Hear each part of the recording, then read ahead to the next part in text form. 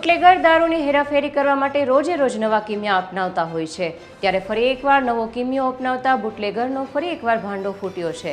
ત્યારે અમદાવાદ પીસીબી દ્વારા નાના ચિલોડા ગોપાલ ટી સ્ટોલ આગળ રોડ ઉપર નરોડાથી ટ્રકમાં વોશિંગ મશીનની આડમાં છુપાવીને લાવતા ઇંગ્લિશ દારૂ પકડી પાડ્યો છે। ત્યારે પોલીસે મળતી માહિતીના આધારે 55 લાખની આસપાસનો દારૂનો જથ્થો સાથે એક આરોપીને ઝડપી પાડ્યો છે।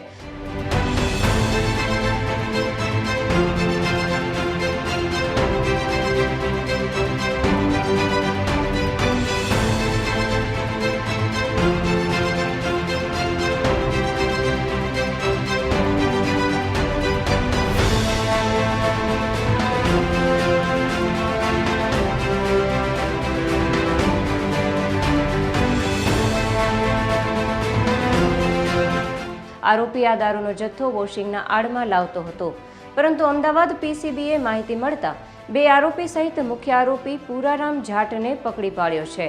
આ માલ પંજાબથી માંગવામાં આવતો હતો। ત્યારબાદ હાલ પોલીસે આ બાબતને લઈને વધુ તપાસ શરૂ કરી છે।